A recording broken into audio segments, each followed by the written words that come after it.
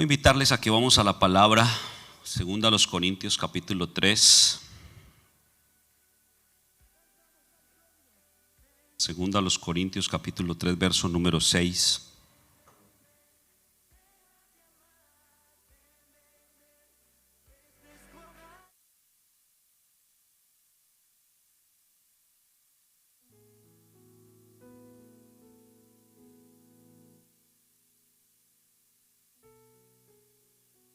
Segunda de Corintios capítulo 3, versículo 6.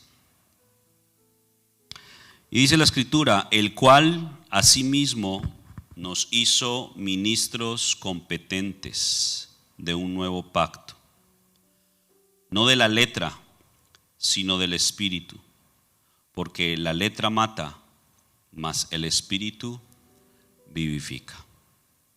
Cierra ahí sus ojos. Padre, en el nombre de Jesús, te damos muchas gracias en esta tarde. Y te bendecimos, Señor, por todo lo que tú has hecho hasta este momento y lo que seguirás haciendo. Hemos, Señor, abierto esta porción de tu palabra y a través de ella oramos pidiéndote, Señor, que traigas la revelación a nuestras vidas, que la enseñanza fluya con libertad y llegue al corazón de cada uno. Porque hemos orado pidiendo tu paz, y en medio de esa paz la semilla de tu palabra, Señor, sea sembrada y pueda germinar y dar fruto. Que esta tarde, Señor, nuestra mente y corazón estén alineados a tu voz, y que cualquiera que sean nuestras circunstancias, nuestras problemáticas o cualquier situación que estemos viviendo, podamos someter toda nuestra vida delante de ti, a tu voluntad, en el nombre de Jesús. Amén. Amén. Muy bien. Hoy vamos a hablar un poquito acerca de este mensaje o esta enseñanza que hemos titulado Ministros Competentes. ¿Por qué ministros competentes? Porque la lectura que acabamos de hacer dice que Él nos ha hecho o nos hizo ministros competentes. Y dice ministros competentes de un nuevo pacto, no de la letra, sino del espíritu. Y entonces aquí el Señor nos está mostrando que hay dos tipos de ministros. Uno que es ministro de la letra o ministro de la palabra, pero otro que debe ser el ministro del espíritu, el cual se traduce como un ministro competente. La palabra competencia viene de una raíz griega que significa estar completo o estar plenamente preparado.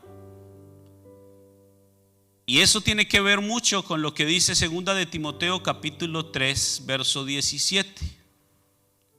Segunda de Timoteo capítulo 3, verso 17.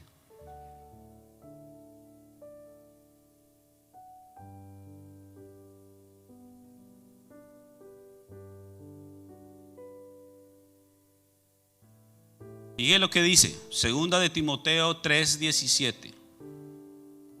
A fin de que el hombre de Dios sea ¿qué? Perfecto, enteramente preparado para toda buena obra. Y este es el gran propósito que tiene la escritura para nosotros. El verso anterior nos habla, digamos, de 4 propósitos iniciales que van a guiarnos a este gran propósito. La escritura nos enseña, nos convence, nos corrige y finalmente nos instruye en justicia. Y cuando se ha cumplido este orden en nuestras vidas, entonces hemos podido llegar a lo que dice el verso 17, a estar enteramente preparados para toda buena obra. Y eso tiene que ver con ser ministros competentes. Y le hablaba de que este verso nos marca 2 tipos de ministros: el ministro de la letra, pero por otro lado el ministro del espíritu. Y el ministro de la letra es aquel que puede conocer la escritura, que puede tener como característica ser muy elocuente. Puede ser muy carismático, caerle bien a mucha gente. Pero no necesariamente esas características determinan que X persona sea un ministro del Espíritu. Por lo general son esos los ministros de la palabra. En la Escritura encontramos muchos ejemplos de ministros de la palabra. Uno de ellos lo vemos en Hechos capítulo 18, versículo 26. Hechos capítulo 18, verso 26.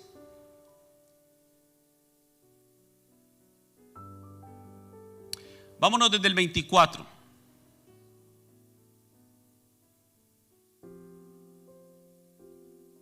Dice: llegó entonces a Éfeso un judío llamado Apolos, natural de Alejandría. Y fíjense las características de este hombre: varón elocuente, poderoso en las escrituras. Siguiente. Este había sido instruido en el camino del Señor, y siendo de espíritu fervoroso, ¿qué hacía? A ver, ¿quién me sigue? Siendo de espíritu fervoroso, ¿qué hacía? Hablaba y enseñaba diligentemente lo concerniente al Señor. Pero fíjense en esta última parte: aunque solamente conocía el bautismo de Juan. Fíjense que esta palabra aunque nos está indicando que hay una falencia, que hay una limitación. A pesar de todo esto que acabo de decir, lo que viene a continuación es algo, digámoslo así, en contra, o algo que resta el valor de lo demás.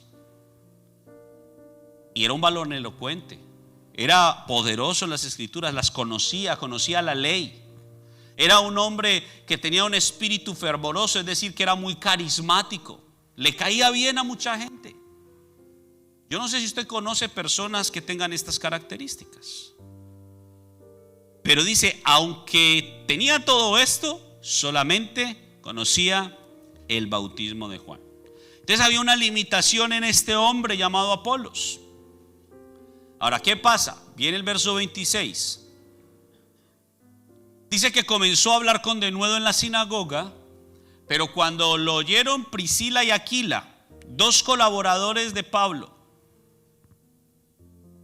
Aquila junto con su esposa Priscila eran colaboradores de Pablo. Dice que le tomaron aparte y le expusieron más exactamente el camino de Dios.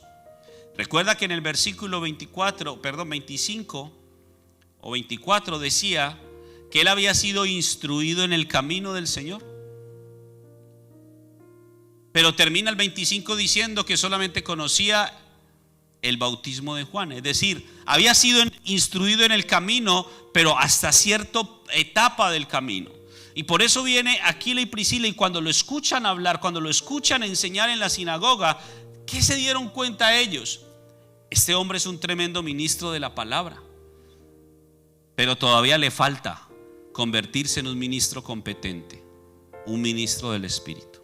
Y por eso dice que lo toman aparte, porque ya este hombre había ganado un prestigio, ya este hombre había ganado un reconocimiento en Éfeso, y ellos no querían de ninguna manera que se dañara eso, que se rompiera eso. Imagínense a Aquila y Priscila levantando la mano en la sinagoga y diciendo: ¿sabes qué? Estás mal, lo que estás diciendo no es. No, dice que lo tomaron aparte, no lo avergonzaron, simplemente lo llevaron aparte y le dijeron: ¿sabes qué, Apolos? Qué tremenda enseñanza te tiraste, qué tremenda enseñanza nos diste, pero sabes una cosa, te falta. Y comenzaron a explicarle y comenzaron a mostrarle más exactamente el camino del Señor. Y luego dice que lo enviaron a los discípulos en Corinto para que estuviera con ellos y aprendiera mucho más. Ahora fíjense lo que dice Primera de Corintios capítulo 3,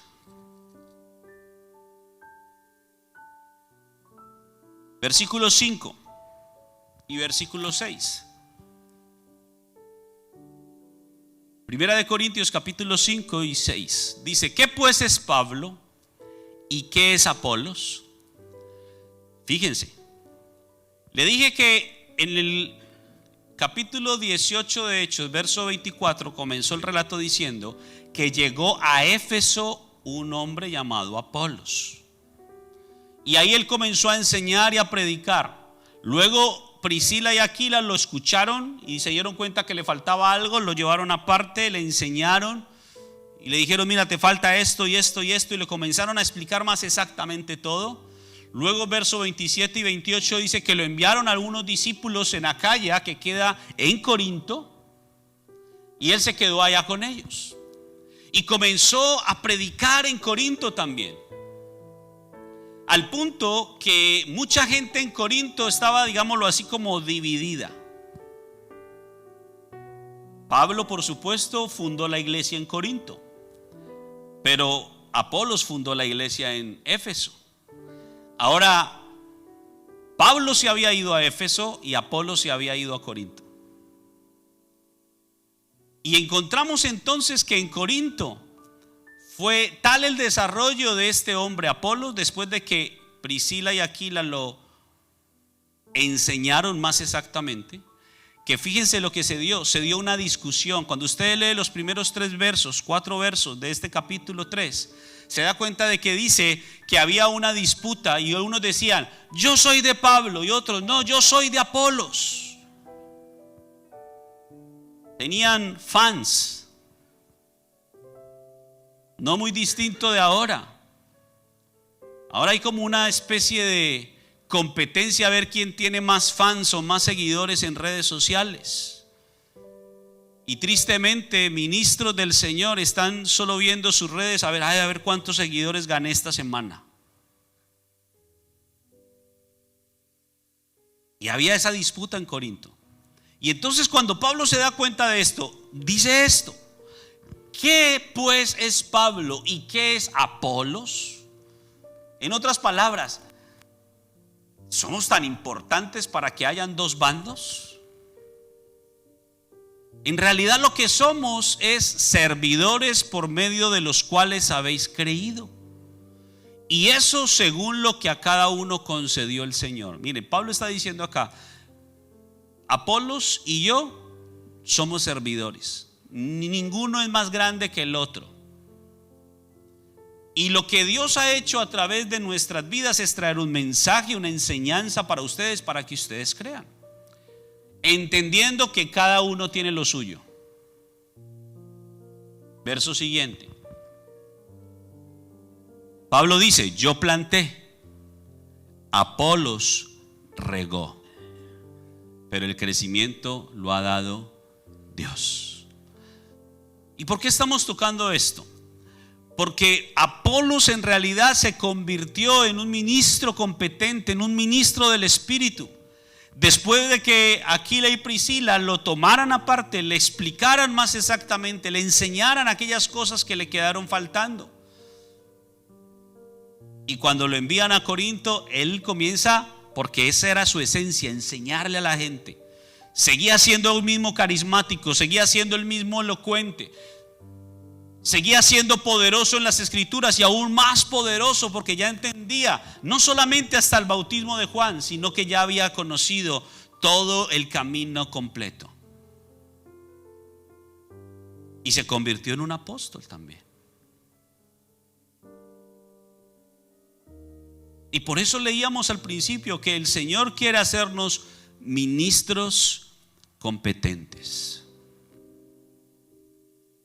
Cada uno de nosotros somos competentes en algo y en cosas muy distintas. Solamente si usted mira a la par suyo, posiblemente tiene a su esposa o a su esposo. Y si usted lo mira o la mira, se va a dar cuenta de que él o ella tienen una competencia muy distinta a la que usted tiene.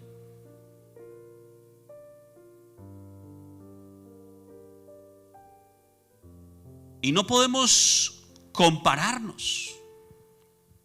No podemos pretender de que ella sea como yo, ni yo ser como ella, porque somos distintos, con dones, con talentos, capacidades y ministerio. Pero el Señor quiere hacer de cada uno de nosotros ministros competentes. Ahora imagínense que dos competentes se unan. ¿Cuál será el resultado? Por eso Pablo dice: yo planté, Apolos regó. ¿Quién fue el que fundó la iglesia en Corinto? Pablo. Cuando viene Apolos, ya encuentra un grupo de discípulos en formación. ¿Qué hace Apolos? Continúa el proceso de enseñanza con ellos para llevarlos a un crecimiento. Ahora vamos a ver la inversa. Apolos fundó la iglesia en Éfeso. Miremos cómo estaban los discípulos en Éfeso. Hechos 19. Hechos capítulo 19.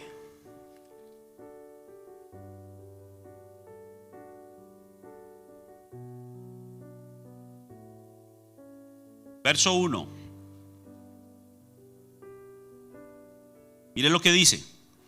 Aconteció que entre tanto que Apolos estaba en Corinto, lo que le acabo de decir, Pablo, después de recorrer las regiones superiores, vino a Éfeso. Y hallando a ciertos discípulos, fíjense, Apolos había dejado discípulos en Éfeso. Verso 2, les dijo: ¿recibisteis el Espíritu Santo cuando creísteis? Y ellos le dijeron: ni siquiera hemos oído si hay Espíritu Santo. Pregunta Pablo. Entonces dijo: ¿en qué pues fuisteis bautizados?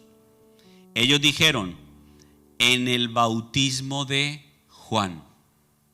Porque recuerden el verso 26 que decía que Apolos había sido instruido en el camino del Señor, pero que solamente conocía hasta el bautismo de Juan. ¿Qué fue lo que él le enseñó en Éfeso? Lo que él sabía. ¿Qué sabía? Hasta el bautismo de Juan. Cuando él se va a Corinto y Pablo viene a Éfeso, entonces Pablo encuentra discípulos que Apolos formó. Y cuando empieza a hablar con esos discípulos, se da cuenta de que lo que sabían esos discípulos era lo mismo, por supuesto, que sabía su maestro, hasta el bautismo de Juan. Ahora, ¿qué hace Pablo? Porque Pablo era un ministro competente. Entonces viene Pablo y ¿qué les dice a ellos? Versículo 4. Dijo Pablo: Juan bautizó con bautismo de arrepentimiento, diciendo al pueblo que creyesen en aquel que vendría después de él, esto es, en Jesús el Cristo. 5. Cuando oyeron esto, fueron bautizados en el nombre del Señor Jesús. 6.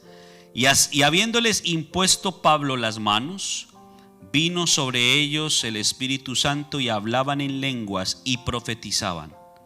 Eran por todos unos 12 hombres. Pablo encontró un grupo de discípulos. Sí. ¿Habían sido enseñados? Sí. Pero todavía les faltaba. Y como Pablo era un ministro competente, él tenía la capacidad de convertir a estos discípulos también en ministros competentes. Y eso es lo que el Señor quiere que usted y yo entendamos. Que no se trata la vida cristiana solamente de venir cada fin de semana a la congregación, de sentarse en la misma silla, porque ya hasta tenemos escrituradas las sillas, ya les tenemos el nombre. Próximamente, posiblemente hasta el título de la silla le vamos a entregar. No se trata la vida cristiana de venir cada fin de semana a la iglesia, de cantar las mismas canciones, las mismas de hace 2 semanas, de quedarse ahí mirando al que está predicando y a veces ni entendiendo lo que está diciendo. Esa no es la vida cristiana, hermanos. El Señor quiere que usted y yo nos desarrollemos como ministros competentes. Y el primer paso para convertirnos en ministros competentes es que usted y yo podamos abrir nuestro oído espiritual y entender las palabras de Dios. Entonces, aquí le estoy mostrando simplemente un ejemplo de un ministro de la palabra, que no estoy diciendo que esté mal. Lo que está mal es que permanezcamos solo siendo ministros de la palabra. Porque en un momento de nuestras vidas vamos a ser ministros de la palabra, vamos a conocer la Biblia, vamos a manejar muchas cosas, pero todavía nos falta un paso. Y no es que esté mal el proceso. Apolo no estaba mal por ser ministro de la palabra, pero Apolo necesitaba de un maestro competente, capacitado, para que le pudiera exponer más exactamente el camino del Señor. Ahora vamos ahora sí a entrar en materia. Esto literalmente era la introducción. Vámonos a Hechos capítulo 8. Y vamos a ver el proceso de otro ministro competente. Hechos capítulo 8, verso 26.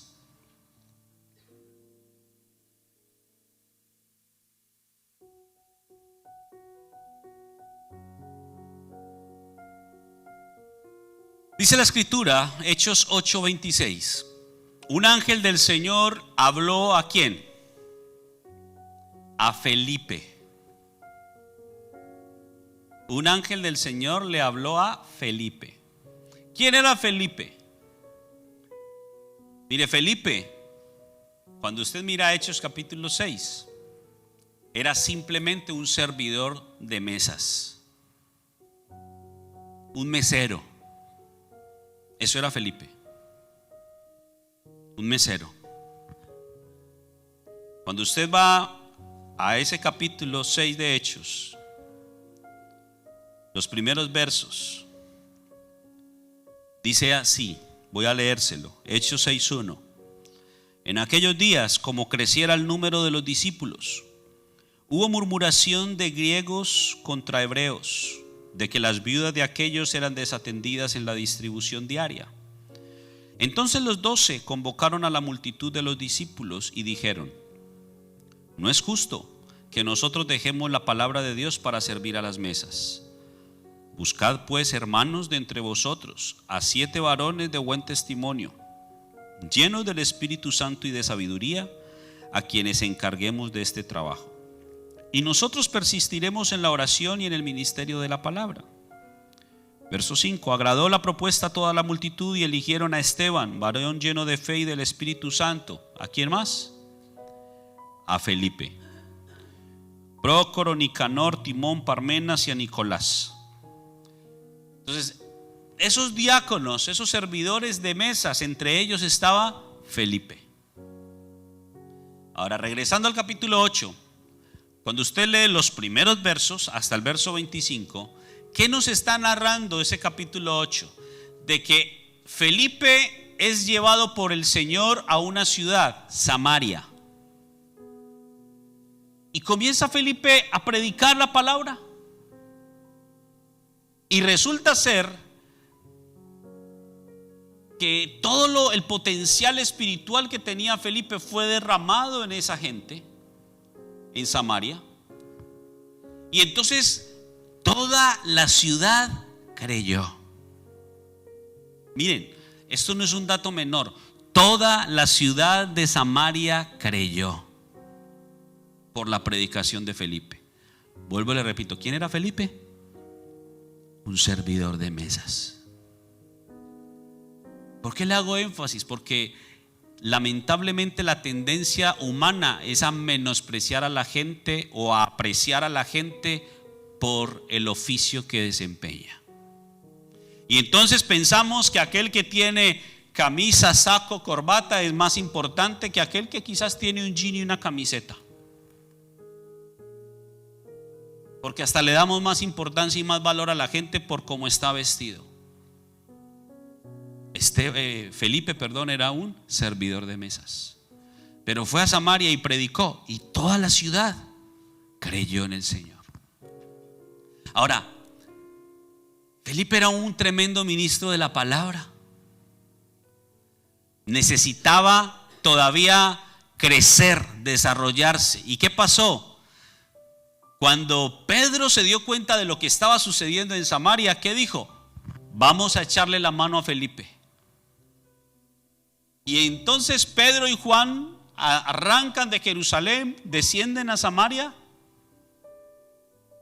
Y entonces, ¿qué hacen en Samaria? Comienzan a ver a toda la gente que creyeron en el Señor Jesús y oraron por ellos. Recibieron al Espíritu Santo. ¿Qué significa eso? Se completó la enseñanza en ellos. Y entonces Felipe mismo también fue completado en un sentido en esa enseñanza. Ya estaba capacitado completamente, ya era un ministro competente del Espíritu. Y entonces viene el verso 26 y viene un ángel del Señor y le habla a Felipe y le dice: levántate y ve hacia el sur,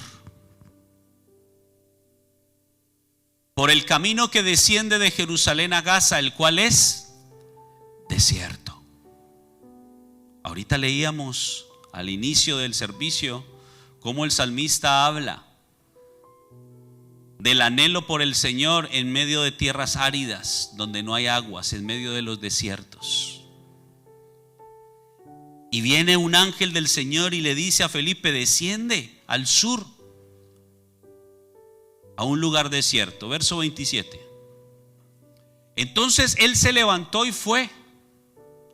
Fíjense, un ministro del Espíritu, un ministro competente, es uno que tiene la capacidad de oír la voz de Dios a través de sus siervos. Ese ángel era un siervo de Dios, que vino a traerle un mensaje a este otro siervo del Señor, con una misión que él debía cumplir. Un ministro competente abre sus oídos y escucha la voz de Dios. Y sucedió que un etíope, eunuco, funcionario de Candace, reina de los etíopes, el cual estaba sobre todos sus tesoros y había venido a Jerusalén para adorar. Miren algo interesante de este verso. Número 1. Cuando Felipe desciende o cumple u obedece a la misión que Dios le encomendó, se encuentra un hombre etíope. La palabra etíope significa de color negro. Eso significa etíope. Por supuesto, es el gentilicio también de aquellos que nacieron en un país llamado Etiopía. Pero la raíz de esta palabra significa hombre o persona de piel negra. ¿Y por qué le hago este énfasis? Ahorita le decía, lamentablemente nosotros los humanos apreciamos o menospreciamos a la gente de acuerdo a cosas externas.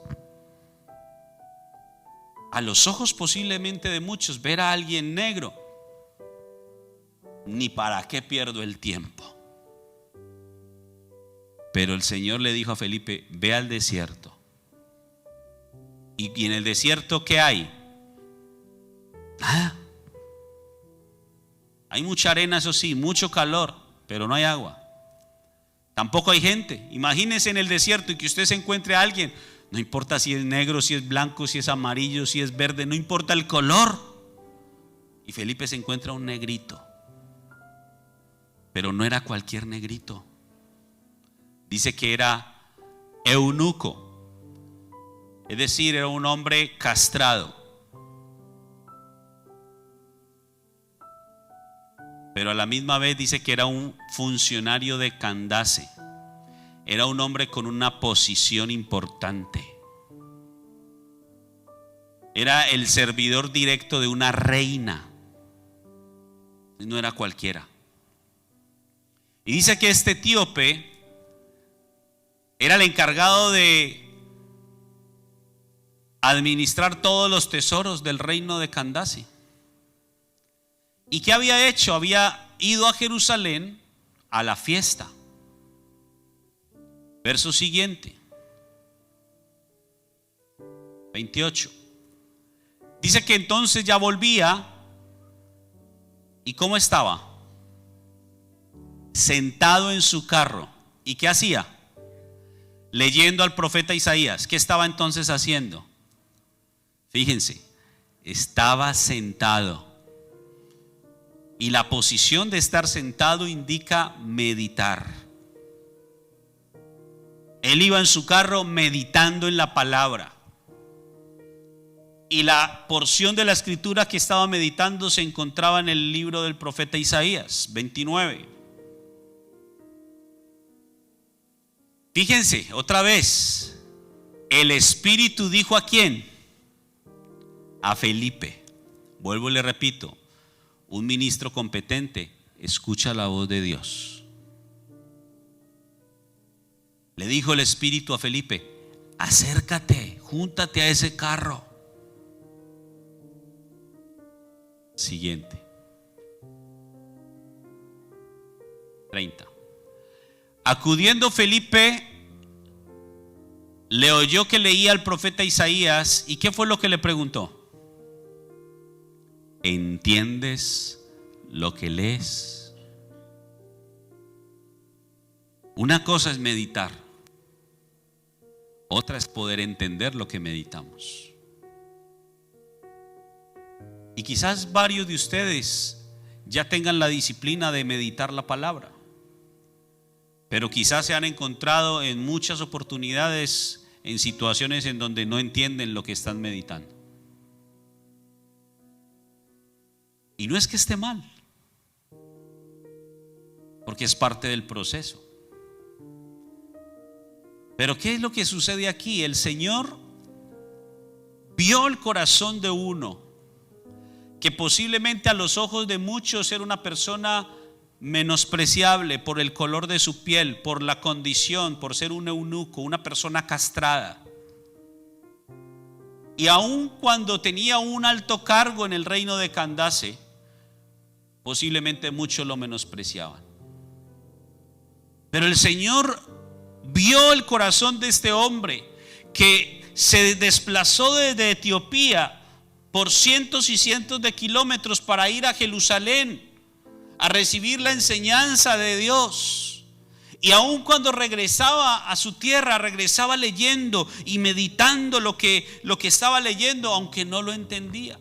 Y el Señor vio el corazón de ese hombre a tal punto que movió el corazón de Dios. ¿Y qué hizo Dios? Le envió a un ministro competente.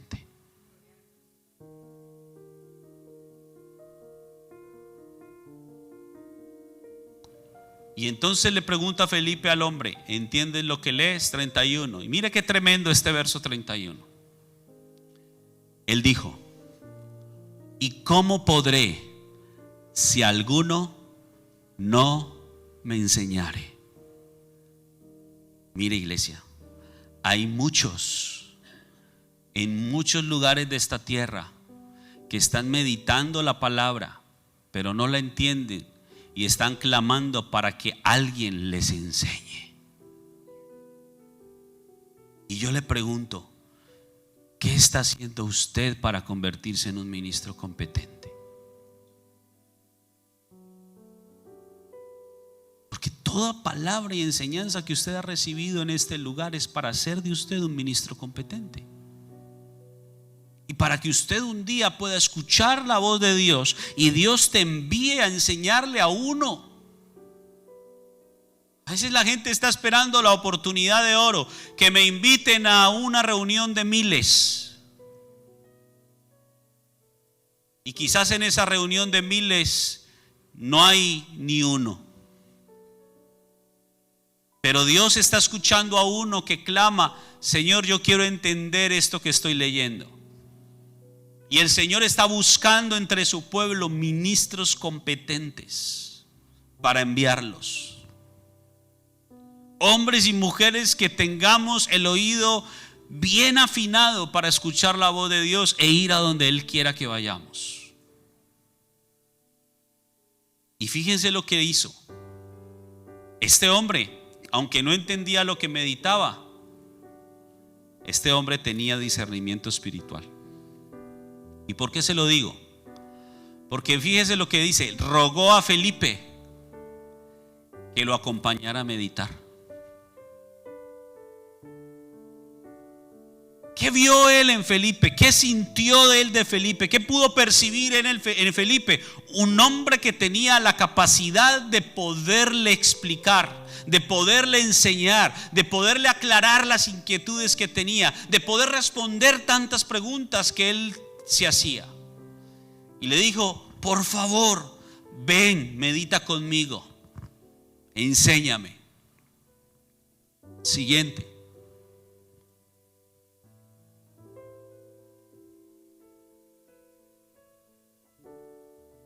Dice, el pasaje de la escritura que leía era este: como oveja a la muerte fue llevado, y como cordero mudo delante del que lo trasquila, así no abrió su boca.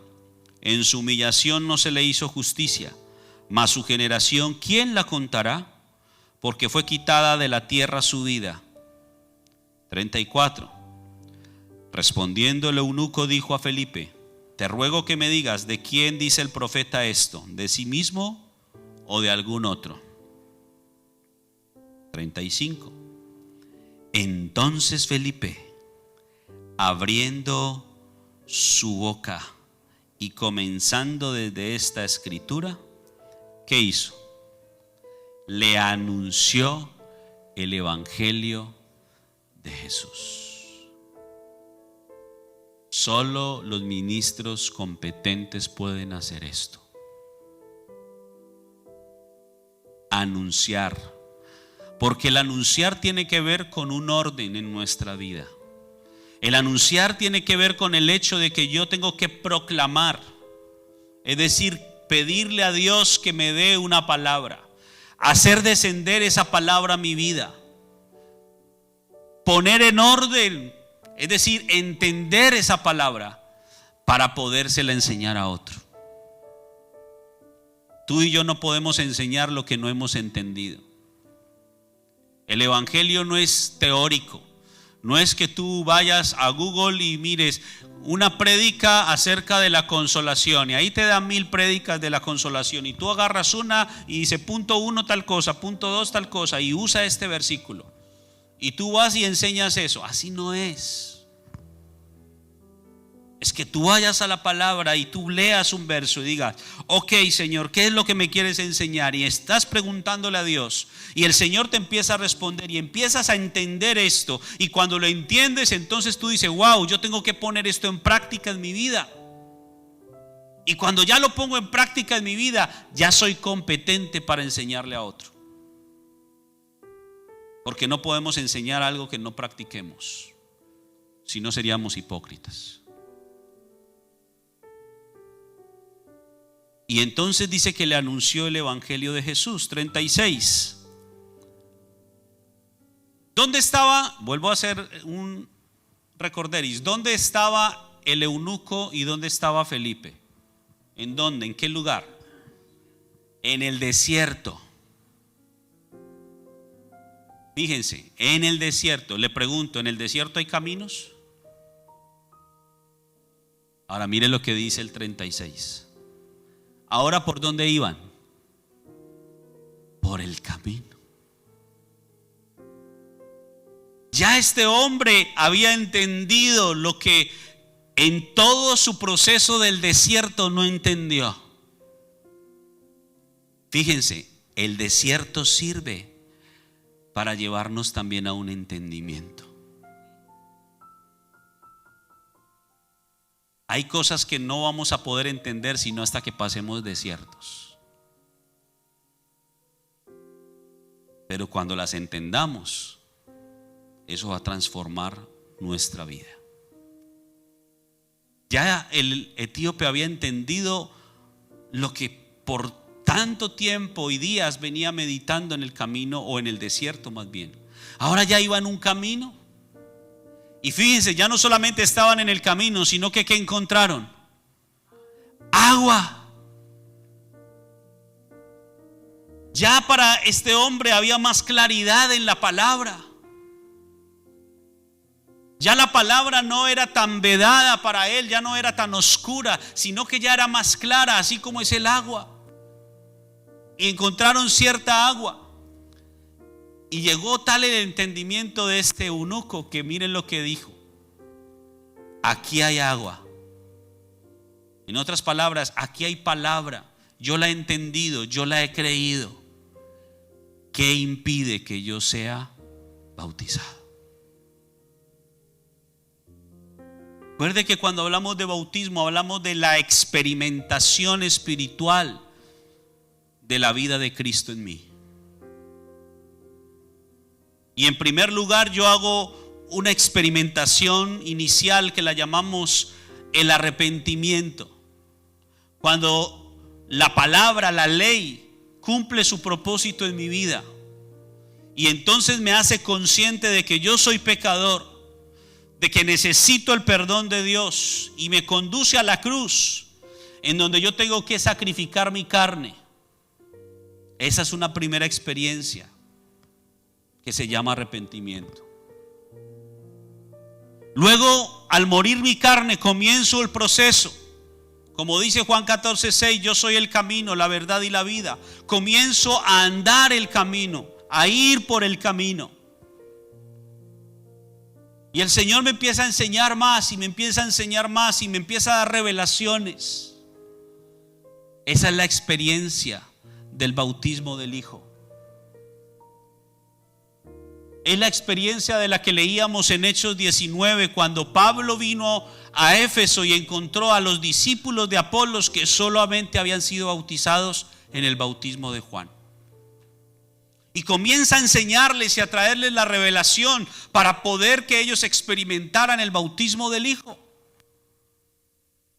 Pero luego, cuando profundizamos más en la Escritura y cuando profundizamos más en nuestra vida espiritual, viene la tercera experiencia, el bautismo del Espíritu Santo. Y es ahí que somos o nos convertimos en ministros competentes. ¿Qué impide, dice el eunuco, que yo sea bautizado? 37. Felipe dijo: si crees de todo corazón, bien puedes. Respondiendo, dijo: creo que Jesucristo es el Hijo de Dios. Y mandó parar el carro, y descendieron ambos al agua, Felipe y el eunuco, y le bautizó.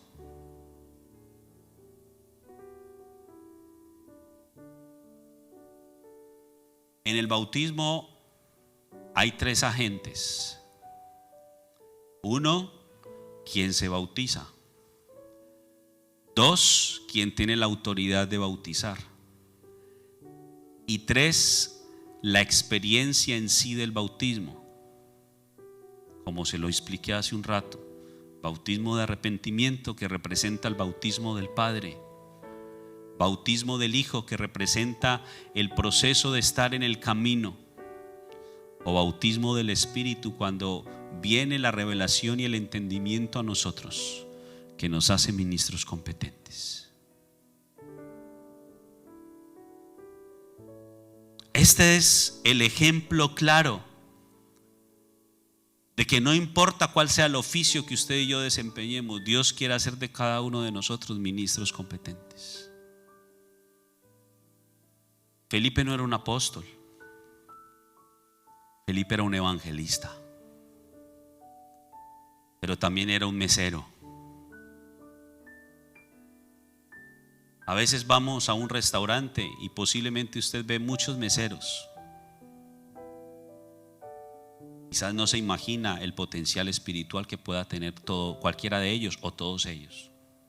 Ese que te está sirviendo el agua, ese que te está sirviendo el café, ese que te trae un plato de comida, ese que de pronto hasta de alguna manera pudo tener una torpeza y traerte lo que no le pediste.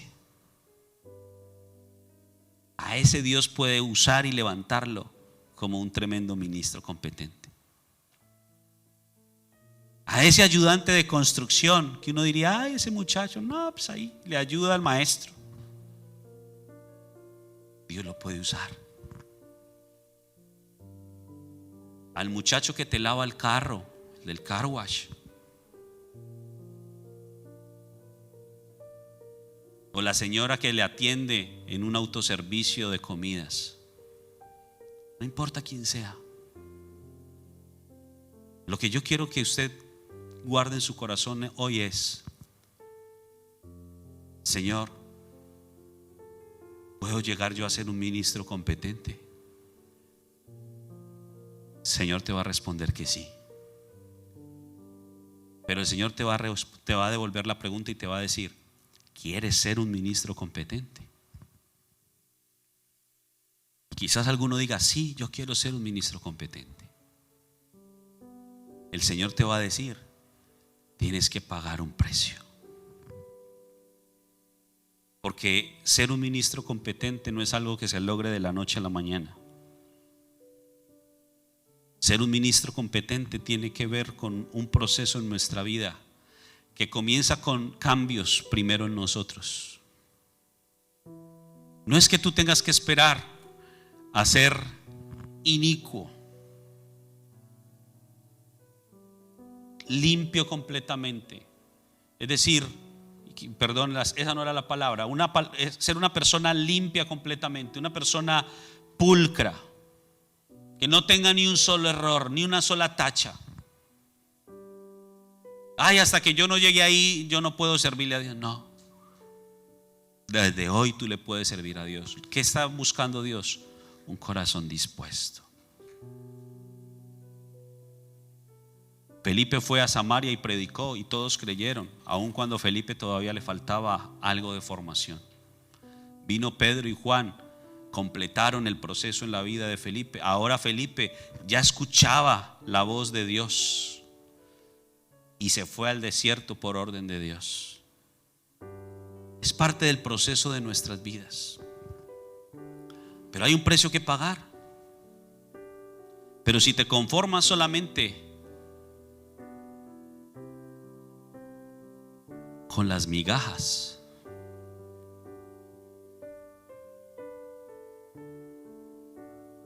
serás como un mendigo.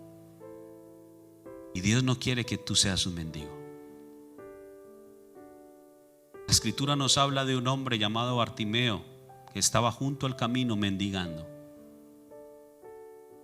Un hombre de linaje, un hombre que tenía promesa de Dios, un hombre que tenía visión, pero que la había perdido. Y el enemigo lo sacó del camino y ahora lo tenía junto al camino mendigando, recibiendo migajas. Pero Dios le dio una nueva oportunidad a Bartimeo. ¿Y qué clamó él? Señor Jesús, Hijo de David, ten misericordia de mí. Porque la misericordia de Dios no tiene que ver con que usted le dé dinero a alguien que tiene necesidad o que usted le dé alimento a alguien que tiene necesidad. Claro que puede hacerlo, incluye eso la misericordia, pero no es el fundamento de la misericordia. La misericordia tiene que ver con alguien que está fuera del camino y que usted tiene la capacidad, la fuerza, la autoridad de Dios, la competencia de Dios para ayudarlo a restablecer su camino de regreso a la casa del Padre. Esa es la verdadera misericordia. Y por eso Bartimeo clamaba: ten misericordia de mí. No quiero terminar mis días siendo un mendigo, quiero volver al camino. Y si usted lee bien ese relato, que a propósito está en Marcos 10 del 46 al 52, se va a dar cuenta de que Jesús nunca salió del camino. Jesús lo mandó a llamar a él y le pregunta: ¿qué quieres que te haga? Y le dice: maestro, que reciba, o que recobre más bien, la vista. Porque él veía antes, pero había perdido la visión, había perdido el camino y ahora se había vuelto un mendigo. Mira, hay muchos hijos de Dios en condición de mendicidad, viviendo de migajas, y Dios no lo quiere así. Dios quiere restaurarlos, volverlos a introducir en el camino y llevarlos a que se conviertan en ministros competentes. Amén. Póngase de pie.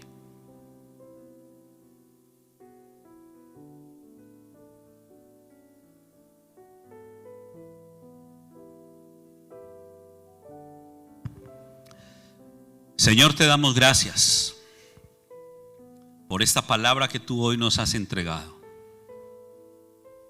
Gracias por tu voz manifiesta en nuestras vidas. Padre, en el nombre de Jesús, yo oro pidiéndote que esta palabra quede sellada y atesorada en cada corazón de los que hoy han recibido, Señor, esta enseñanza. Y te pido, mi Dios, que no sea algo que se olvide, sino que sea algo, Señor, que quede tan fijo, tan fuerte en el corazón, que nos lleve, Señor, a accionar, que nos lleve a establecer, Señor, determinaciones y acciones en nuestras vidas. Que podamos levantarnos, Señor, de la condición en la que hoy estamos, posiblemente una condición muy estática, limitada.